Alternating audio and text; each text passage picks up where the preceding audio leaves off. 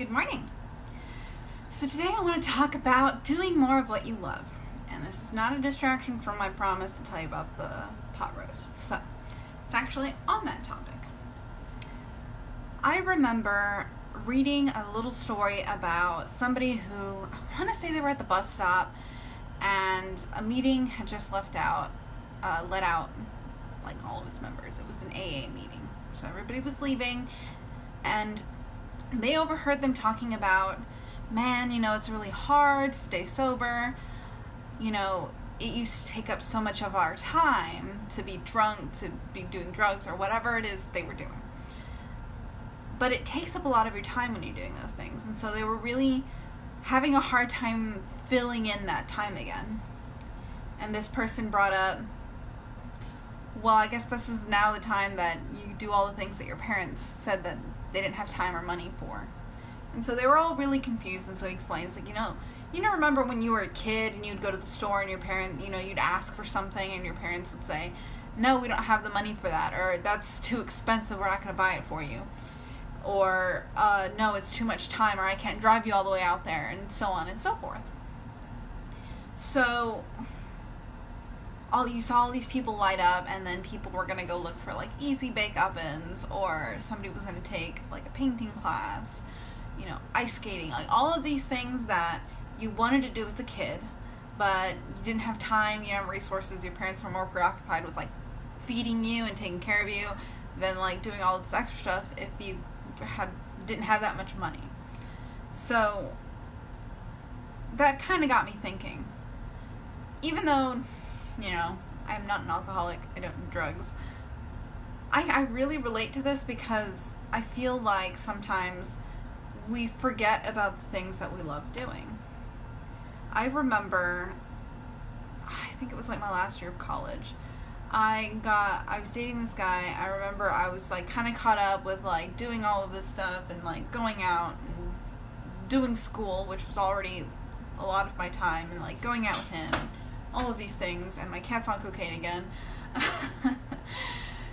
And I kind of stopped cooking for a while, and I wasn't really that happy about it, but there was just a lot to that. And then I got busy again. I was doing all of these other things. I ended up coming back home after my internship, and after I graduated college, had a hard time finding a job. When I found a job, I was really busy, and I didn't quite have as much time to cook anymore. And then when I was in my own apartment after that, I ended up falling into reading again because I had kind of stopped reading for a while too. So I noticed slowly but surely as I got busy with adulthood, I stopped doing a lot of the little things that I like to do. I love to read, I love to cook, I write poetry, I paint, I draw. I do all of these very creative outlet things that I just stopped. And I don't know if there was ever a specific time, and it was never a conscious decision that I was I just don't want to do the things that I love anymore. I just got busy and I let other things get in the way. And we all do this. We all let other things get in the way. We make excuses. We say we don't have time, we don't have money, we're too tired, we're too this and that, and there's too much going on, or whatever, I'll do it tomorrow, and tomorrow never comes. And it was a few months ago, well, I guess a couple years ago now, when I moved to San Antonio, that I slowly started to fall back into the things I love. So I had more time, a month to myself in my apartment between jobs, and I started reading again. And I fell in love with it. And it was a lot harder than I thought it was going to be again, partly because, as I mentioned before, I have an eye health issue, which has left me with a little blind spot in my left eye, and I didn't realize how much I used all of my vision to read, so that was really frustrating. But I'd just gotten so into this story. I thought that it was an amazing book, and I might share it at some point, but I really loved it, and I read through and tore through every single book I could get my hands on until I was right up against the author, waiting for that last book to come out, and it was the worst cliffhanger ever. I'm mad because I still haven't read that last book. That's more my fault. And so I had fallen into reading, and then I started to cook again, trying to get creative, because when you don't have a job, you can't go out to eat. And one of my favorite things to go out to eat was like Olive Garden, because if I've not mentioned it before, I love pasta. Like, I love a lot of pasta. Like, that secretly might be how my husband got me to fall in love with him. He always took me to eat pasta. It was a good tactic. And so, if you go to the grocery store, pasta's usually pretty cheap. So I bought that, and then I go to the produce section, and I buy a bunch of produce, and I start making all of these things that I used to go out to go try to eat, like Olive Garden, or like the other little artisanal places. I don't really know that many here, and I don't remember what the name of some of the ones in the valley were, okay? Like, I'm really bad with names. I can drive there and eat there, but I don't remember what it's called. But all of these little places that I'd been to, I started to kind of like, what did I like about it? Ooh, this one had like a lemony flavor, or this one had chicken, or this one had shrimp. And I would go and try to find the cheapest meats, or buy bulk, or not at all, depending. I think right at this time I didn't quite have a microwave yet, so thawing out in the fridge overnight is very important. So I kind of make it either a veggie version, so I was unintentionally vegetarian for a while, and just kind of figuring out how to cook again. And I remember it was getting exciting, like trying to figure things out. I figured out how to make a lasagna. I did not know I knew how to make a lasagna, and I promise you I didn't go look up a recipe, because that probably would have been a lot easier. But what I did was I was sitting down and I was like, okay, you have a noodle, you have some white cheese, you have some green stuff in it sometimes, you have noodle, and you have like the sauce and the meat, and like, I like bell peppers and mushrooms, so you throw that in there. Onions, of course. So what could the green stuff be? Basil could be the green stuff. Yeah, that would be taste about right. Like, that's the flavor profile. And then cheese. Soft white cheese. Ricotta cheese will work. Olive oil. Probably boil the noodles beforehand, because I press on the noodles when I make it to smush them together, and they'll crack if they're not at least a little bit cooked, which was already in its own challenge, because you can't cut it, and you have to like let it boil and like sit in the pot, and I do them like one at a time sometimes too. But I figured out how to put it together, and it came out pretty good. I got upset one time because I was making it for the first time in a different oven, and I burnt it, and I was really mad. But, I mean, it still came out good. I just burnt the top a little bit where the cheese was. But there was all of these things that I just stopped doing because I was busy, that I felt, even though it was really hard because I was upset, I couldn't get a job, I needed to pay for things, I felt a little bit like I was disappointing a lot of things. That kind of helps keep getting me up in the morning and going to do things. I gotta figure out what I'm gonna make today. What's gonna be for breakfast? What's gonna be for lunch? What's gonna be for dinner? Maybe I don't eat dinner because I don't do much, so I'm just gonna eat 2 meals. And so, like, figuring all of this stuff out. And then when I did finally get a job, I realized that eating out is gonna cost the gas to go somewhere to eat, and then cost the money to pay for this food.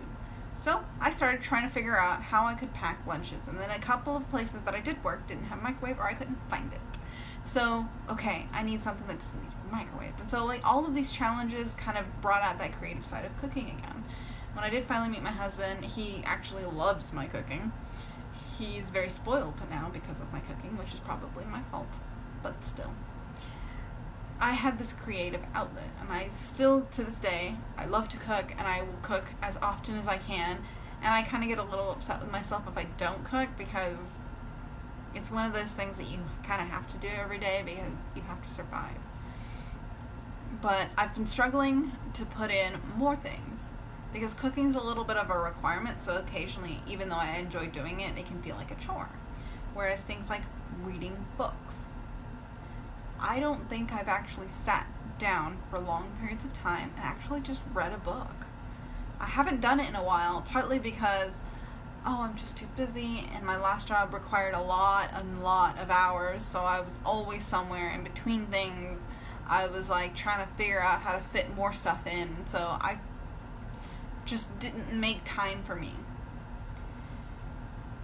And then it was wedding planning, and then it was like figuring things out, and then the whole not having a job, and then so I feel like there was just one excuse after another. So now with this new job, I have to go through and read a manual. I have to learn to read again. Even though this probably isn't going to be as much fun as reading that book about a heroine who's just absolutely amazing. Hopefully this will help kickstart something. But that got me thinking, how many of us do that? How many of us make all of these excuses for the things that we love to do? I haven't drawn anything in a while. I haven't really made anything in a while. And it's because I've made excuses that other things are more important or other things need to happen. And yes, we all have to work a job. Sometimes it's like an 8 to 5 kind of job. Sometimes if it's your own business or you're a stay-at-home mom, so your kids are always running around.